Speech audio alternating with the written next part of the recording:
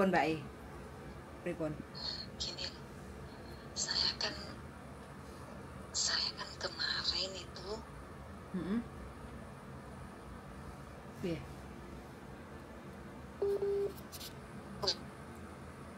habis itu sama agent suruh apa namanya ke PT ya, ke PT.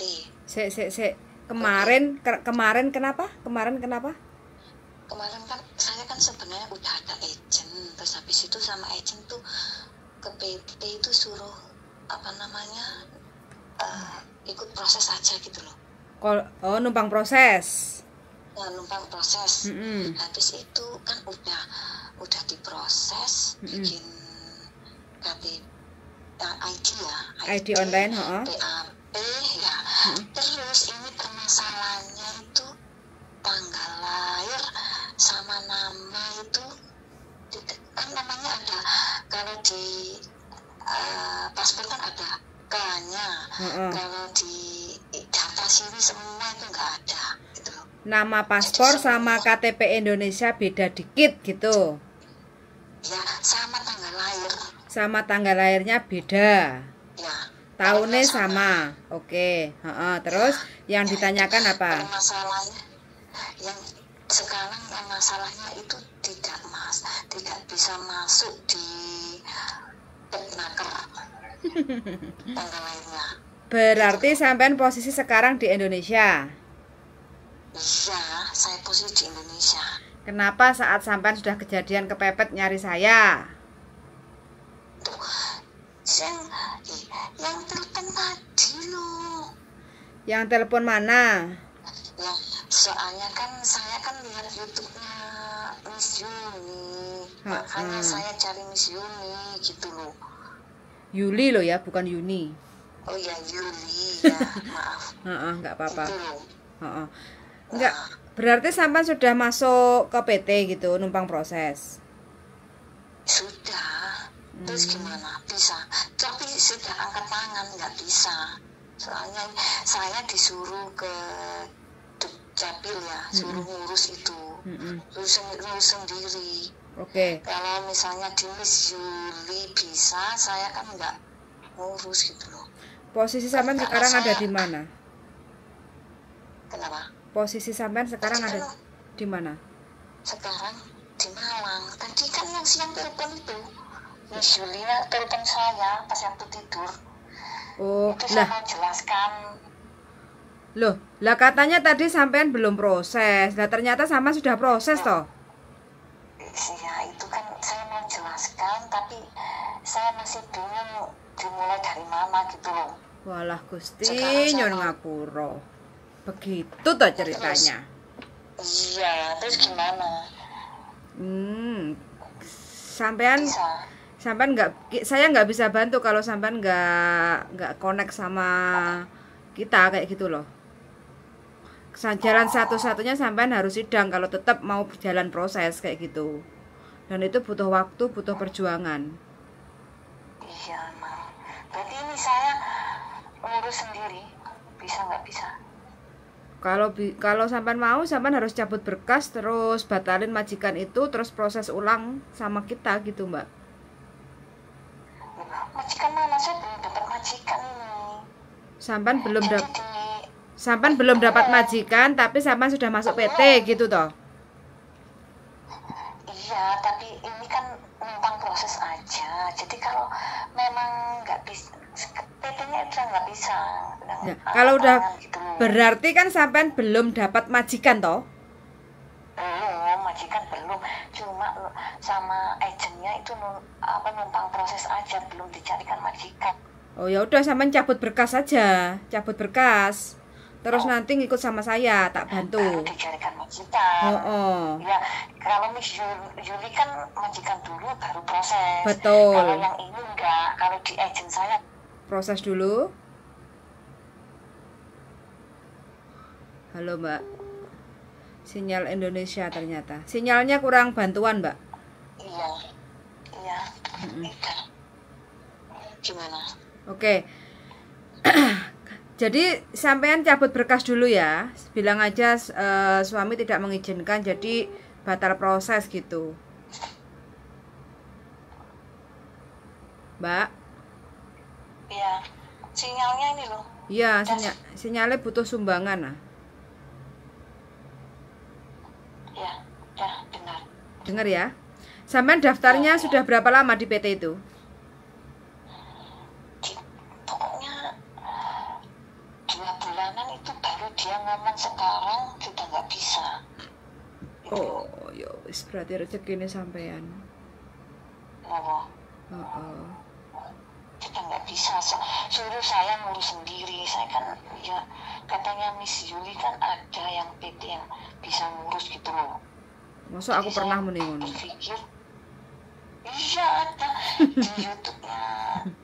Iya, ada yang itu namanya beda, tanggalnya beda. Jadi kan saya sama dengan kasus saya. Kata Juli itu. Oke. Gitu. Sekarang sampean kalau masih kepengen, sekarang solusinya kalau sampean masih kepengen proses ke Hong Kong, PT yang sampean tumpang proses sudah 2 bulan itu kan intinya kan sudah merasa angkat tangan kayak gitu kan?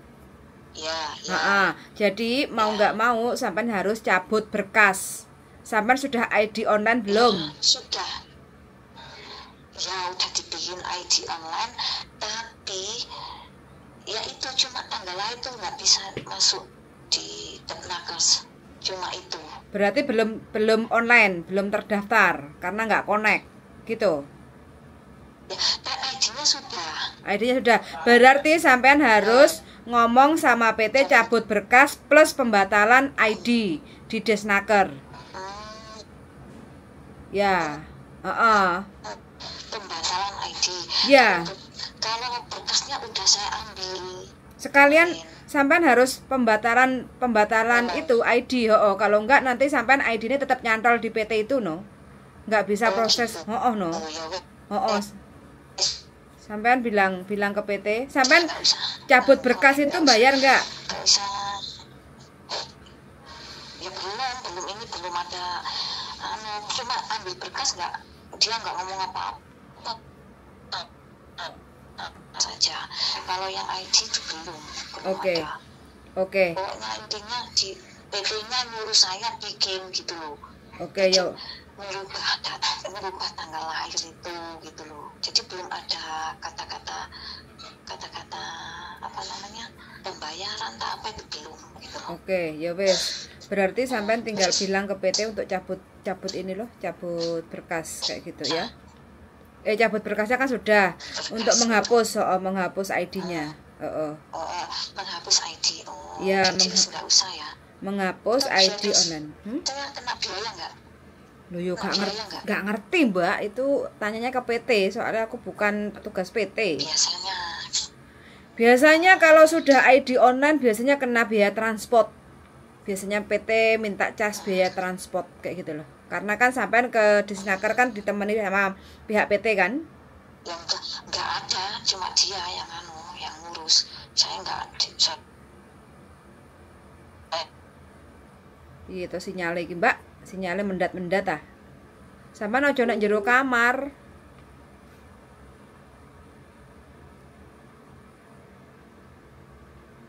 Iya kira sinyalnya minta tolong.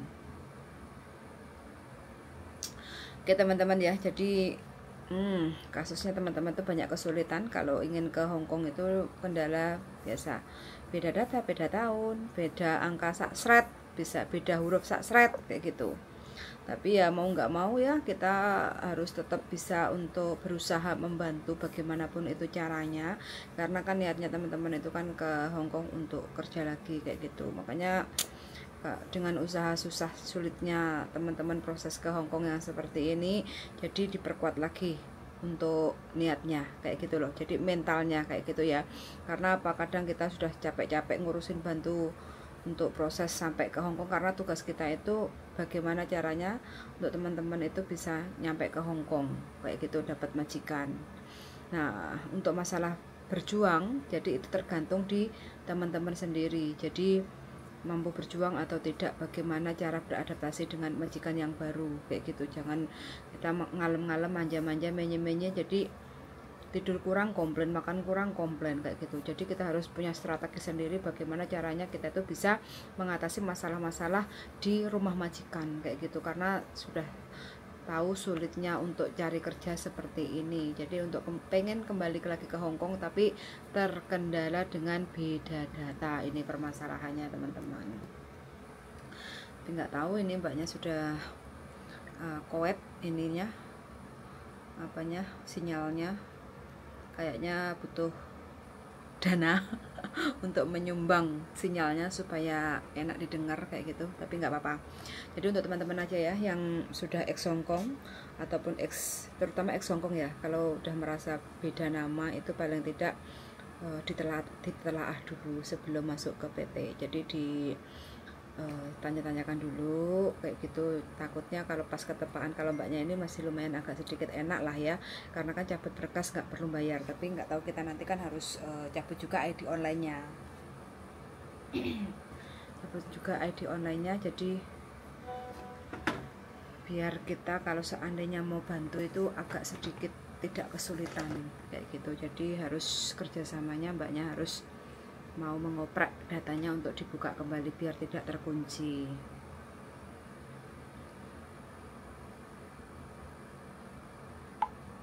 Jadi aku perlu tanya juga, sudah UJK UKOM belum? Medical kayak gitu ya.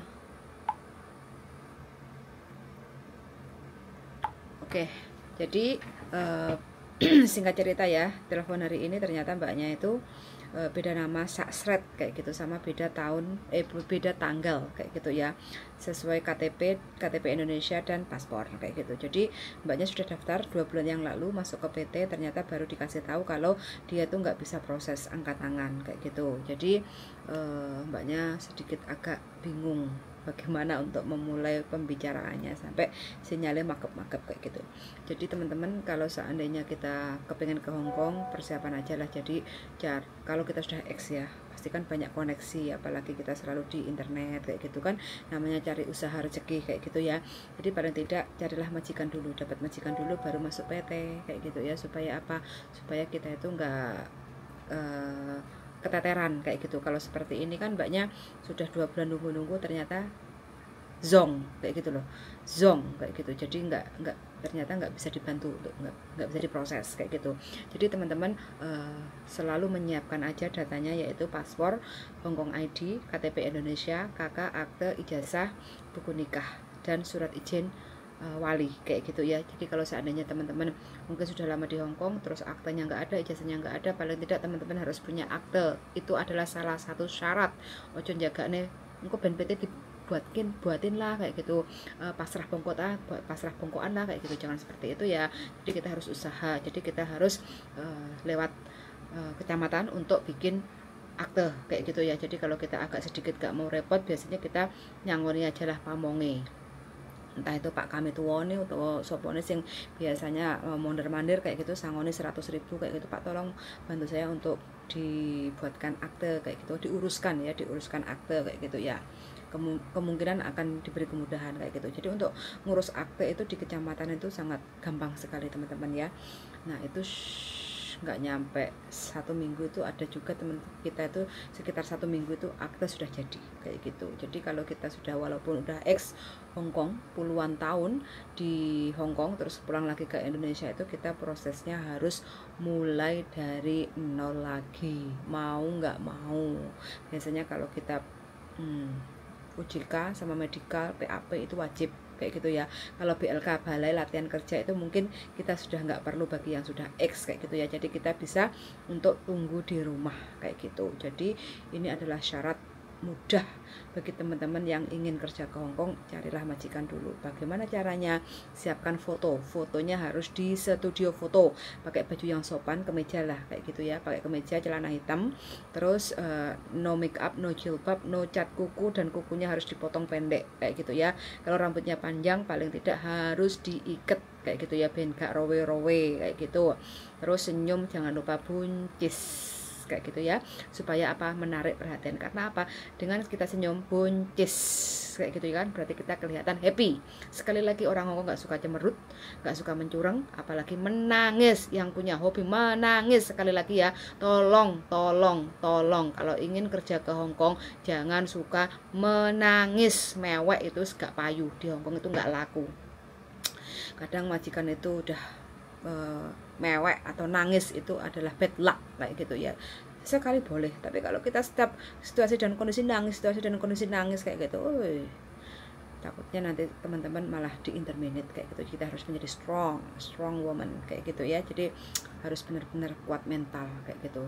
Dimarahi senyum, dilem juga senyum kayak gitu ya. Wes pokoknya kita harus selalu rendah hati aja dan banyak senyum, supaya apa, majikan kita itu terpesona pandangan pertama kayak gitu ya, supaya majikan itu lebih menyukai kita karena kita banyak senyum. Karena apa, dengan banyak senyum berarti kan auranya, keberkahannya itu akan positif pada diri kita kayak gitu. Wes gitu aja. Terus jangan lupa juga ya untuk KSUJK. Jadi teman-teman, walaupun kita sudah X puluhan tahun, kalau kita mau kerja ke Hongkong, paling tidak kalau kita interview jarak jauh, minimal yang kita keluarkan adalah video kita KSUJK. Kalau kita punya pengalaman jaga loyan kaya, sebutkan jaga loyan kaya ngapain aja. Mungkin apakah maksana atau nyeka ya, menyeka badannya, atau bantuin mandi, terus dorong kursi roda, terus ganti popok apa tidak kayak gitu kan, terus bikin bubur, nyuapin kayak gitu. Nah itu biasanya juga harus disebutkan kalau teman-teman kepingin job jaga orang tua kayak gitu. Kalau jaga anak ya paling tidak teman-teman harus bisa menyanyikan lagu yang untuk anak-anak, supaya apa, kita bisa riang kayak gitu ya. Jadi anak itu kan seneng, happy kayak gitu kalau kita suka nyanyi kayak gitu. Kalau jaga bayi ya paling tidak kan kita harus bisa mandiin bayi lah, terus bikin bubur untuk bayi lah kayak gitu kan, terus ngasih susu kayak gitu. Kalau bayinya itu dahak kayak gitu, terus kita apa yang harus dilakukan kayak gitu. Terus bayinya kalau setengah malam nangis, kita harus bagaimana kayak gitu kan, dan itu yang harus kita siapkan kayak gitu ya. Oke, jadi foto untuk biodata, video untuk kita share ke majikan bahwa kita punya experience kayak gitu kan, plus dokumen lengkap seperti Hongkong ID, paspor, KK, KTP, akte, dan surat izin wali. Itu aja syarat untuk kerja ke Hongkong sebagai PRTA atau pekerja migran Indonesia kayak gitu ya. Sama-sama sudah mendengarkan, dan see you in the next video. Bye.